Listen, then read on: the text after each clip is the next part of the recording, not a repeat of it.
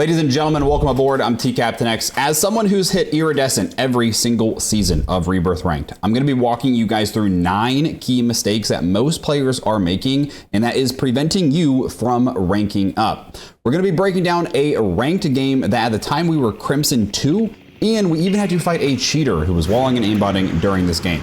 So mistake number 1 is that you are not mastering one landing spot. For us, that spot is Chem. We land here every game, no matter what. And the benefit of this is that I know where every chest spawns. I know all the little ins and outs of this place. I know the rotations in and out of here. And it allows me to basically master knowing how to fight here. So when we're landing in, number 1 goal here is let's just get some decent ground loot guns and let's clear the area. Chem is a somewhat hot drop here. So we've got another team that lands here. Our goal here is just to get in and out and try to clear this team and then get loadout down ASAP. I was checking my aim assist there because I whiffed some shots there, not gonna lie. I think this was an early game on, so I'm a little rusty here in the first few fights here. So far we've cleared a few people. We have not gotten a squad wipe though. We also recognize that the zone is pulling far away here. So when we know that our landing spot is not in zone, it doesn't mean we're not gonna land there. It just means we need to get in, clear it, get loadout, and we need to rotate ASAP. So I'm just trying to have a decent SMG, decent AR, and we're talking to each other, trying to figure out where this last team is, while we're also kind of simultaneously looting and trying to get 10K for a loadout. Now my teammates have calmed. He's on the heady on the jump up here. So you can jump up right behind this wall. And so that's why I'm starting to pre-aim this here. So I'm looking for him. Bam, I don't see him. He has a phenomenal spot. I also did not realize there was actually 2 enemies here. So I end up going down. No big deal though. My teammates, they're there, they're holding it down. I'm gonna be able to respawn back. Early game respawn timers are very quick here. So in just a moment here, I'm gonna be back here. Now, teammates are calling out where they are. I'm also obviously seeing this as I'm spectating. So I'm trying to just to flow and see if I can get, any eyes on people. One of my teammates gets a knock, and that's kind of my cue to like, hey, let's go. Teammate gets a finish here. I'm just trying to land in, grab a gun, and help them, and just help apply pressure to this team. So we quickly get some ground loot guns here. Gonna try to find some plates, hit some ammo here. That way I've got ready to fight. One of these guys comes in, but because I am nearby, I'm able to quickly trade for my teammate, prevent him getting the full kill. Grab a self there as well. Now at this point, not really sure if we wiped this team. I don't believe we did. I think they kind of left out of here, but we recognize we've got loadout money. Zone's gonna start closing here. We need to be quick. Let's get this loadout down ASAP so we can get going. We also, during this time need to be cognizant and aware that we could be getting pushed from our other areas. So another part of that first thing of how I mentioned how you need to master one landing spot is we know all the routes where we're gonna commonly get pushed from. For us, especially on a zone like this, it's very common that if the bio team gets a loadout quick, they might zip over or run over through the roof. So we've got to be aware of that. Industries is not a very popular landing spot. We used to land there last season, but it's a good spot, but it doesn't have the best loot. It can be awkward to buy at. They will push over through the tunnel.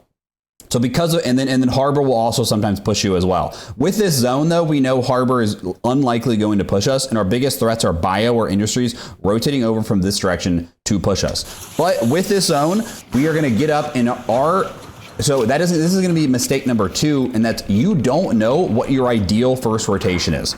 Based off where you land, you need to know once you get loadout, are you staying there or are you going somewhere else? At Chem, it is rare that we are staying there because typically what's gonna happen is only if we have a hard pull zone on this side of the map are we just gonna hunker down at Chem. Only if we know it's gonna end like bio or Chem will we just hunker down there. And that's totally fine to do that. But most of the time, Chem is usually on the edge of zone, or if it pulls totally away like this zone does, we know we have to rotate away. So with that, our first rotation is always going to be to go through Water Tower and take this side of Top Prison. Top Prison for us has been the key for us consistently winning games, and so what I recommend a lot of people to do is try to get used to holding Top Prison because it is such a powerful spot. And so the way that we'll do this is we will almost always kind of go through Water Tower. Now in this specific scenario, all 3 of us went top Water Tower. This is not ideal. Ideally, 1 or 2 of us should be down and kind of going around because you don't want to kind of like risk all being together, all getting a precision airstrike, something like that. As we start getting pressure on this team that is already on Top Prison, we want to get involved here. We want to go and we want to go to fight. So we've gotten 2 knocks.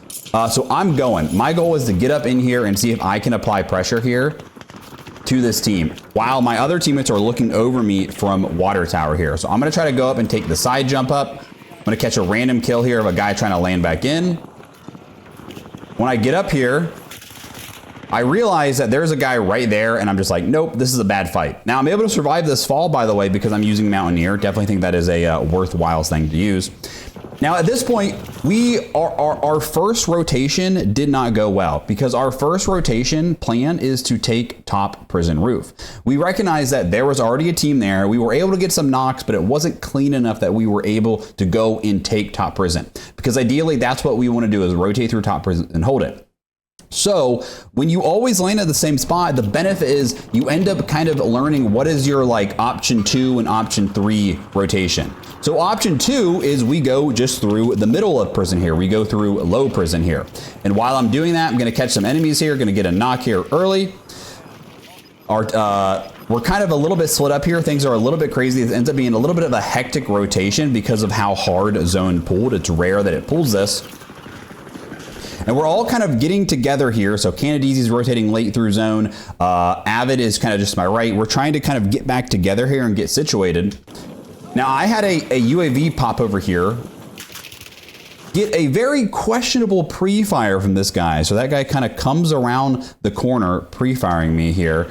Let me see if I can find where that UAV ping is just so this makes sense. So there you go. I get a UAV ping on my level to my left, which is why I'm gonna end up start looking this way. So that's why I kind of start pre-aiming to see if he's going to come through, because he was on this level with me.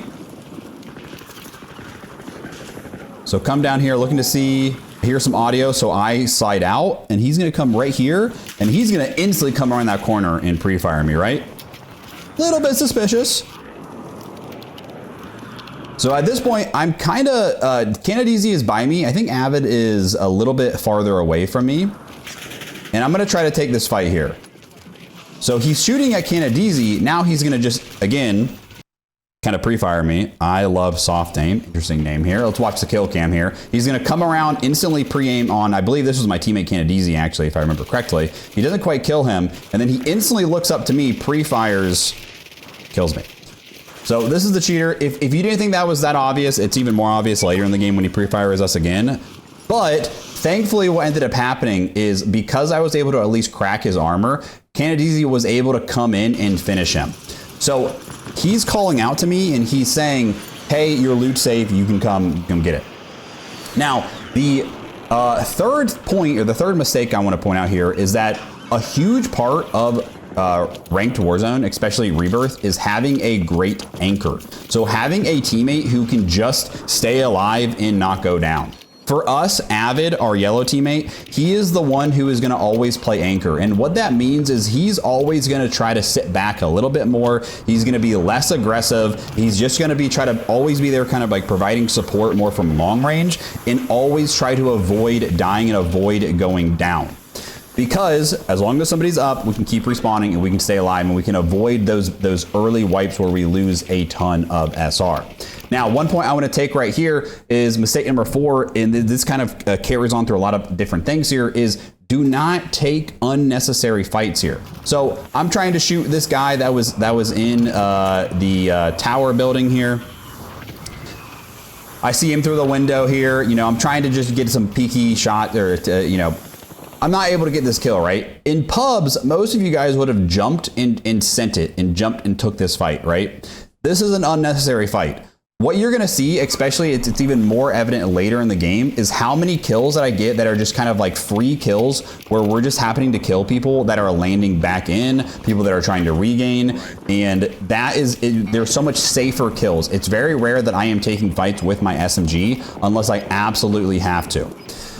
The other thing you also notice here is, so, you know, is kind of the distinction between the roles of our teammates here. So at this point, we're calming, hey, we need to rotate and take top control here because we recognize prison is going to be out of zone here pretty soon here. So I'm going to fly. Avid made a great comm. We're all heading over. But you're going to see Canadizi, he's over here doing his thing. DZ's kind of role on our team is just to like unhook the leash and let him go. He really excels in those close range fights, and so we let him go do that. So Avid plays very safe, kind of anchor role, whereas I'm going to play kind of that flex role. There's going to be times I'm going to sit back and just play safe, play long range with Avid, which is kind of my strength. But there's other times where I'm going to go jump up and I'm going to go get involved and push people with DZ while Avid sits back here. So having that chemistry with your team is huge. And you're going to see here, I've just picked up 3 kills here, all because I'm just in a good spot and I'm just holding people down here. And I'm going to continue to pick up more long range kills. Now DZ goes down, but it's not a big deal because Avid and I are perfectly safe. We're holding it down. We're in a great spot. We're holding a very solid, POI with height, with everything. So we're chilling here. It's not a big deal. And literally what we're going to do is Avid and I are just calling out people landing in, and we're going to team shot people. And we're just going to pick up those elims, and we're going to keep padding our SR right now. And every time every time we start shooting at somebody, we're going to call it out. We're going to live ping it, and we're going to kind of usually say like 3, 2, 1, go, because we want to have that team shot effect. So we're going to get clustered. People are going to start, noticing us up here. They're going to want to try to get us off because we're in a good position. We also recognize that we're going to probably have to move from control. We're on the edge of zone. This is probably going to keep pulling towards like living or stronghold area. Now, mistake number 5, which is kind of on the flip side of the last one of taking unnecessary fights, is that some of you guys take this to an extreme and you just hide and avoid fights. Like you just sit somewhere and you are literally not even trying to get fights. So you do have to find that balance of you need to be in an area where you're able to get shots on exactly what we're doing here, where we're getting those shots of people landing in, getting those regain kills, where you're getting those kind of easy kills. But that doesn't mean you go in a room and you put down prox mines and you just lay in a corner and hope nobody finds you. That is not going to get you to higher ranks. Yes, you could probably camp and eventually get to like plat, maybe diamond by doing that, but you are not going to hit crimson and certainly not iridescent if you are completely avoiding fights. Now, mistake number 6 is going to be that you're not taking advantage of the fire sale. Every game in the 3rd zone, there is going to be a fire sale here. And so with that, you need to be, as you are getting closer to that 3rd zone, you need to make sure you are near a buy. And so part of us rotating to control earlier, we were also calming out and saying, hey, we need to go to control. It's going to be a good spot anyway. Plus, it's going to set us up for the fire sale here. So we had already popped a few UAVs at some point. We all got our self-reses because self-reses are completely free. And then Canadizi is going to go here and he's going to pop several more UAVs, and now we have an advanced UAV up. So most of you guys know if you pop 3 UAVs at once, it's going to give you an advanced UAV, which is going to show ghosted players, and it's going to show the exact directional heading of non-ghosted players. And so now we know where the entire map is. I know there's a guy here on the half wall, so I'm actively calling out to my teammates, hey, there's a guy here on the wall in front of me. My cluster's gonna pick up a guy. Again, I'm just literally just chilling here, picking up basically free kills with my ABR. I'm pinging to my teammates, this guy's gonna have to move. He does. He ends up making actually a pretty good gas play and just getting away. Now, at this point, we do need, ideally, we would have held a few streaks for the end game. We would have held on to like a PA, an additional UAV. That's something that we could have done better there. We didn't have a ton of money going into this fire sale, but it is okay. So we have to move off control. This is an interesting zone here. This zone is, it's like that awkward between living and stronghold. So it's like, where do you go? So mistake number 7 is understanding is that you are not doing a good job of holding the ideal power position end game. So once this zone sets, we recognize, okay, the big green building in living quarters, it's on the edge of zone. Stronghold is still heavy in zone, but going down to stronghold is very risky in a zone like this because if it pulls up to living, it's GG's, like you lost basically. So we immediately recognize, okay, the power position is going to be this kind of half wall around the turrets because you've got the half wall that looks towards living and then you've got the big drop off wall that looks down to stronghold. So we are starting to call out and say, hey, that's where we need to be. We're still trying to pick up a few random kills here in the end.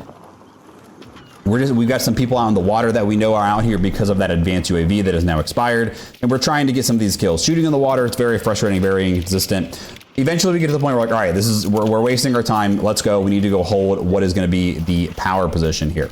The power position is not always height. So like camping, like let's say it ended in tower. Camping in the tower isn't necessarily a power position at the very end because you're going to have to jump off at some point and then you're going to be easy kill. So it's generally going to be a somewhat central location, and it's going to be a location that has a lot of cover to use so that if you do get pushed, you have different areas that you can get behind and reset the fight. Now, mistake number 8 is going to be that you guys are stacking and you're not playing together. There is a difference between the two. What you're going to see during this whole endgame sequence, and really what's been happening the entire game, is that the three of us, we're always relatively together. Every once in a while, Canadizi will just do his thing and just go chase down people in the early game. He's not going to do that now because Resurgence is disabled. At this point, we have to kind of rein him in and say, hey, calm down there, buddy. But what you're going to see is all of us, you know, DZ's looking at Stronghold. I'm looking back this way. Avid's kind of a little farther up and looking to take angles over here. But we're close enough together that we all can pull back and help each other and get trades and assist each other when needed here. Now, the other thing that I'm calming here is I'm yelling at my teammates and I'm saying, hey, we need to focus up here and less down at Stronghold, because the chances of Stronghold teams wrapping all the way up the stairs or going all the way around is lower. We need to be aware of it, but this is our bigger threat because most likely the zone is going to pull somewhat center or down to Stronghold here. So me and Avid are really focusing this way. DZ is still kind of looking towards Stronghold, and that way we're, you know, we still have that area somewhat covered. You'll also recognize that our bounty is the guy that was cheating earlier. I love soft aim. And Avid's called that out to me a few times at this point. He's saying, hey, that's our bounty, or that's the cheater, so be aware of him. We have to deal with him at some point. So again, now we end up getting, this zone pool ends up being very favorable to us. It ends up pulling very center, which is the most likely thing that's going to happen. It's a part of the reason why that we ended up wanting to get this position anyways, because it is central. So we recognize again, we need to deal with the people up top, because technically the people down at Stronghold, they could be safe. They could kind of play down here and they don't have to push up right away. Whereas these guys are absolutely going to have to push in. Now, unfortunately, Avid's going to go down here, but because I have an off angle from him, I'm able to apply just enough pressure on that guy. And I'm able to get him to kind of back off for just a second and allow Avid to start self-resing. I'm going to chuck some flashes just to kind of annoy him. I get one flash hit. And then you're going to see here, I have it very light because I have the opacity turned down, but it says flashed enemy ×3. So I'm yelling to Avid and DZ and I'm saying, hey, there is a full team over there where Avid just went down. We need to focus them. This is still a very healthy lobby. 7 teams up, 18 people up still in this circle. This is very typical for ranked. It is not uncommon that you have 7, 8, even 9 teams up in these end games in a ranked setting. So again, we're really hard focusing this direction.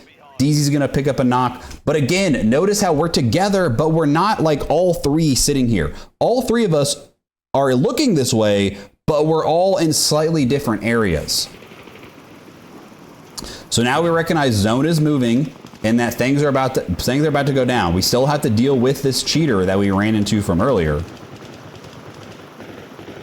And we're just kind of waiting here. We don't need to do anything stupid. We don't need to get aggressive and push up. We have a great spot here. There's at least 2 teams in living that are kind of fighting each other right now, and we're kind of letting them do that to our advantage. Gonna top up here on a plate box here. Okay, here they come here. Zone's finally pushing in here to the point where we're gonna end up having to deal with them. Now this guy, I have no idea where this guy came from. I think he gas played and ran up. I heard the audio very late, but I'm able to call out, get some help. Avid's gonna help me out and get that guy downed. And then here comes the cheater. You're gonna see, that's the same skin from earlier. He instantly comes around, starts pre-firing us. And it was even more kind of egregious on Avid's POV. I wish I had it to show here.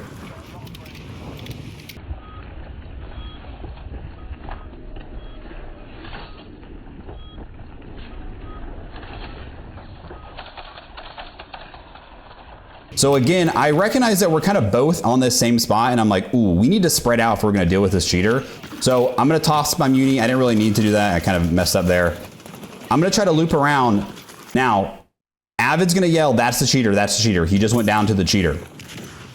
The cheater kind of tunnel visions and goes to finish because he can see through his wall hacks that he is rezzing. So he knows. So he's like, oh crap, I got to go finish him. But me and DZ have an off angle and we're able to finish him. Now, it is a 3v2. We're in a good spot here. However, we have a really crappy zone pool. We had to put all of our time and attention to dealing with that cheater. It's down to only 2 enemies left, but we have a horrible zone pool for this end game. So this is where it's tricky. You either get really lucky being down a stronghold or you get absolutely screwed. So we recognize the team is up top and we were able to crack some armor. And so as soon as we got, just enough for a crack, we're like, okay, we got to go. We got to take advantage of this. Get up here. Again, I've got Mountaineer, so I can just kind of jump and not have to worry about pulling my chute. I'm going to aim walk up and try to hold where I think they would most likely, come out at. My teammates get in, looking to see if they're going to try to peek over or not. So now we're just going to play endgame. Now, in endgame, one thing, I will look to do is I will look to pick up stims. I love my flashes and smokes are great too in endgame, but stims I tend to think are in like end game. I'm talking like when the zone is closing, it's nice to have stims because if you have to, you can pull a little bit of a gas play here. So I'm just using what I have. I'm throwing down prox mines just in case they push down here. I do have a self, but I don't have a gas mask. And we're kind of in a weird spot here because the way zone's gonna finish is they're right above us. We know they're above us just from audio cues. We're gonna have to go out here into the open. It's gonna center kind of on this like smaller building outside. And so the last tip that I'm gonna give here, the last mistake that you guys are making is that you guys panic in the end game. I get asked all the time, like, how do you do better in the end game? Like, how do you not get anxious? And it really comes down to just practice and playtime. I will say that much, but take a deep breath, slow down, and learn from your mistakes is the best thing I can say.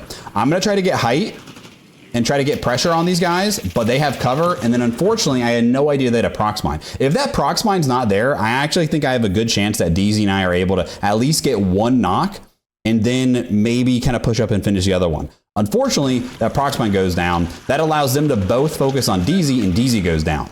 But remember, I picked up my stims, okay? I don't have a gas mask, but I burned myself, but I've still got 2 stims. And these guys have been busy fighting. So they were both very weak from us and they kind of ended up being up in zone. So they've taken some damage already. So at this point, I recognize the chances of me winning a 1v2 with no plates is extremely low. If I had a gas mask, I could have played it up. I probably would have challenged this. But instead, I'm just like, you know what? I've got 2 stims. See ya. I'm gonna go run literally away as far as I can. I'm gonna hopefully maybe end up, looting a gas mask, something. I don't even need to. I didn't even have to pop one of my stims and I made it away. So I easily could have lasted much longer. And that just comes down to being calm in the end game and thinking about it. Of course, like, it's hard to do. It takes practice, but it is a huge thing to just be able to be calm and analytically think about the situation. So guys, I hope you found this video helpful. If you did, leave a like, subscribe, come check out stream here on YouTube. Go check out my bot to pro video that I just posted the other day if you need a more detailed run through on settings, aim, movement, all that stuff. Especially if you're someone who is kind of hard stuck, like you can't get past gold or maybe even plat. Go watch that video first because you need to work on your fundamentals like your aim and your movement before you graduate to kind of like worrying about, big decision making and stuff like that. But guys, thanks for watching. Hope you enjoyed. See you in the next one.